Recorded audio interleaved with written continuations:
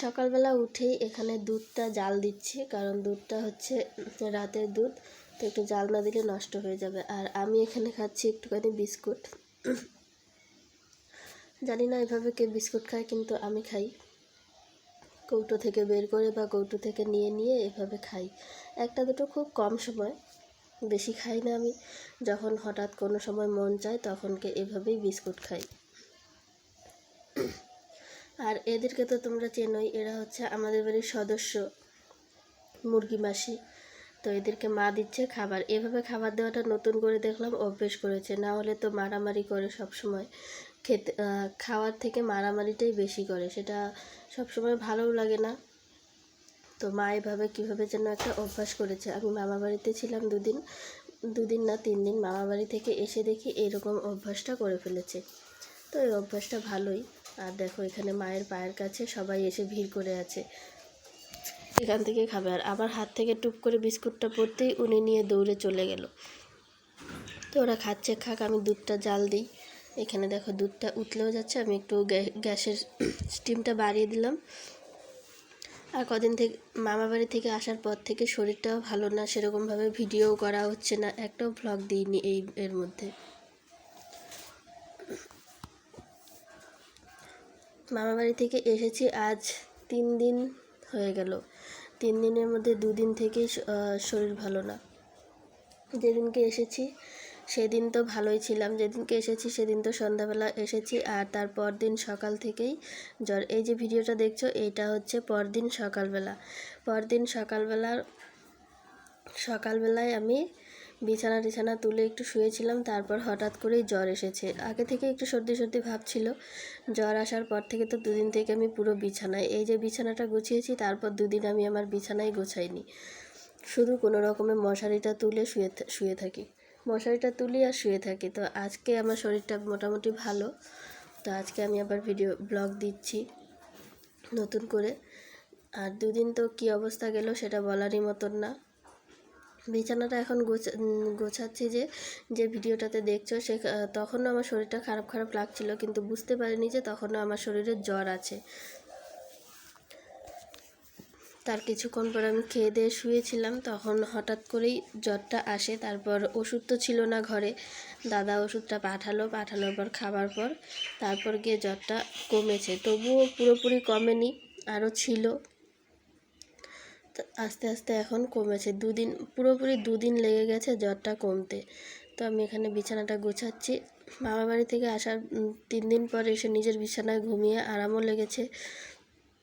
যতই অন্য বিছানায় যায় না কেন, নিজের বিছানাটা সবসময় টানে, যে নিজের বিছানায় ঘুমোলে ঘুমটা ভালো হয়। তো আমি বিছানাটা গুছিয়ে নিই। এখনও আমি কথা বলতে পারছি না ঠিক মতো, কারণ সর্দিটা এত পরিমাণে লেগেছে, আর গলা ব্যথার জন্য ঠিক মতো কথাও বলা যায় না।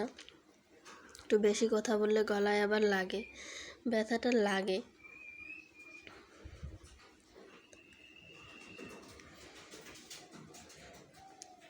আর জানো তো এর মধ্যে কি কাণ্ড হয়েছে? আমি বাড়ি আসার পর, আজকে তো ভিডিওটা দিচ্ছি, কালকে ছিল বৃহস্পতিবার। কালকে পাখিদের সঙ্গে খেলতে খেলতে আমাদের পাখির খাঁচাটা নিচ থেকে খুলে পড়ে যায়, আর 2জন পাখি ছিল, 2জনই উড়ে চলে গেল। সেই যে গেল আর এই পর্যন্ত আসলো না। তো সেই জন্য মনটা সবারই খারাপ। এতদিন ধরে পাখিগুলোকে যত্ন করলাম, আদর করলাম, তো ওরা যে গেল আর তো এলোই না, মানে দুঃখের বিষয়। আর এখানে মা দিচ্ছিল পুজো। আমার যেহেতু জ্বর, তো আমি এই সময় জ্বরটা ছেড়েছিল, উঠে এসে একটুখানি ভিডিও করছিলাম, যে মা ফুল দিয়ে ঠাকুরের আসনগুলো খুব সুন্দর করে সাজায়, এরকম করে আমি সাজাতে পারি না। মা যেভাবে সাজায় সেভাবে আমি সাজাতে পারি না। এই দেখবে আমি ঘটে একটা ছাড়া 2টো ফুল দিতে পারি না, তো মাকে দেখি 2টো 3টে 4টে কতগুলো করে ফুল দিয়ে দেয়, আর আমি তো একটা ছাড়া 2টো দিতেই পারি না, পড়ে যায়, এরকম সেরকম হয়ে যায়। তো এটাই আমি দেখছিলাম যে মা কীভাবে দেয়, তো শিখে রাখছি, পরের বার থেকে আমিও বেশি করে দেওয়ার চেষ্টা করব। এটা হচ্ছে মা লক্ষ্মীর আসন। আমি ভেবেছি উপরটা একটুখানি ফেব্রিক দিয়ে নকশা করে দেব, আমার আগের আসনটায় ছিল, তো একটুখানি রং করে দিলে ভালো লাগবে। তো পুজো দেওয়া তো শেষ হয়ে গেছে, আর এটা ছিল মামাবাড়ি থেকে আসার পরের দিনের। আর এই যে কুলপাড়ার ভিডিওটা, বড়ইপাড়ার, এটা হচ্ছে কালকের ভিডিও, বৃহস্পতিবারের। কালকে দুপুরবেলা এই কুলগুলো আমরা পেরেছিলাম, পেরে খেয়েছি। আর এটা কালকেরই ভিডিও। কালকে গেছিলাম কাকিদের বাড়িতে, নিমন্ত্রণ ছিল খাবার। তো কাকিদের বাড়িতে মনসা পূজা করেছিল, তো মনসা পূজা উপলক্ষেই সবাইকে নিমন্ত্রণ করেছে খাবার জন্য।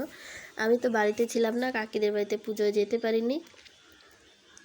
তো বাড়িতে আসার পর কাকি ফোন করেছে যে তুমিও আসবে, তো চলে গেলাম আর কি।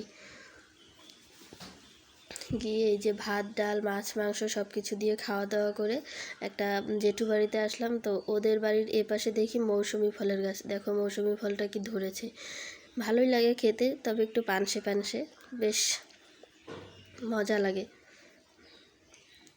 দেখলে তো কী হারে ধরেছে। তো আজকের ভিডিওটা আমি এখানেই শেষ করছি, বেশি কথা বলতে পারছি না, গলাটাও ব্যথা করছে। তোমরা সবাই ভালো থেকো, সুস্থ থেকো, আর আমার চ্যানেলটা একটু সাবস্ক্রাইব করে দিও প্লিজ প্লিজ প্লিজ, সবার কাছে অনুরোধ।